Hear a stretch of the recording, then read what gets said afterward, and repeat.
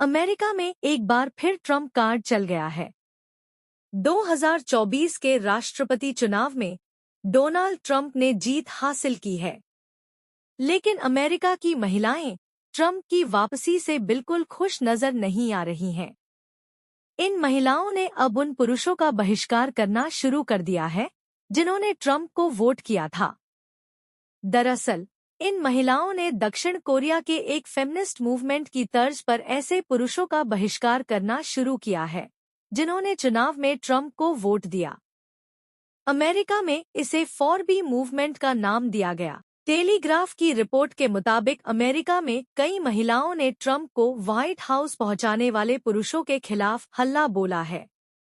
इस for B movement में शामिल महिलाओं ने ट्रम्प को वोट देने वाले पुरुषों का अगले 4 साल तक बायकॉट कर दिया है। यानी अगले 4 साल तक महिलाएं इन पुरुषों को न तो डेट करेंगी, न ही शादी करेंगे, न सेक्स करेंगी और न ही उनके साथ बच्चे पैदा करेंगी।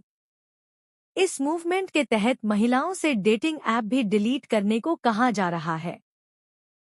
बेरूत के गवर्नर बाचिर खोदर ने एक्स पर कहा कि 40 इजरायली हमलों में हमारे 38 लोगों की मौत हो गई है।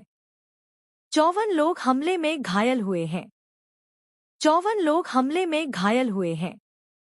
हालांकि इजरायल की ओर से अब तक कोई भी टिप्पणी नहीं आई है। आईडीएफ ने बुधवार सुबह कहा था कि इजरायली शहर मेटुला पर रॉकेट हमला करने वाले हिजबुल्लाह कमांडर हुसैन अब्द अल-हलीम हर्ब को दक्षिणी लेबनान में हवाई हमले में मार डाला है। ईरान की एक अदालत ने 4 लोगों को मौत की सजा सुनाई, क्योंकि चारों इजरायल के लिए जासूसी कर रहे थे। हालांकि अब तक यह साफ नहीं हो पाया है कि चारों आरोपी किस देश के रहने वाले हैं। अमेरिका में राष्ट्रपति चुनाव परिणाम के बाद डोनाल्ड ट्रम्प की जीत हो गई है।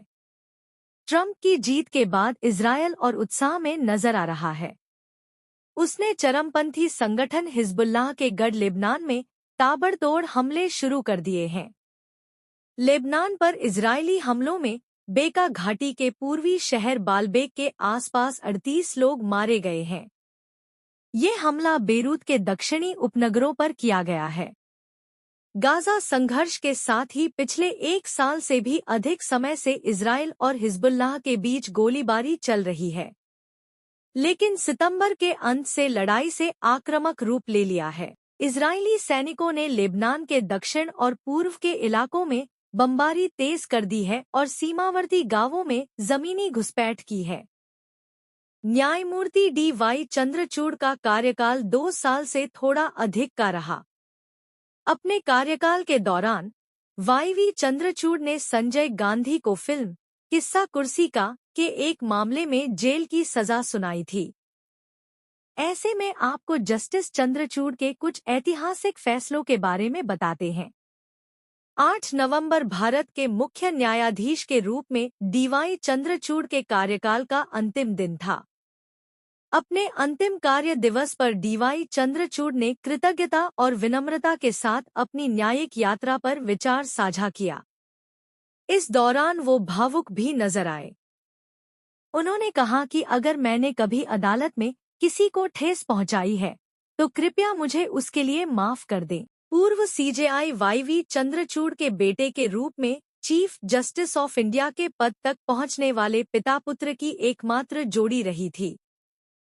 न्यायमूर्ति वाई.वी. चंद्रचूड़ को 1978 में सीजेआई के पद पर नियुक्त किया गया था और वह 1985 में सेवानिवृत्त हुए थे।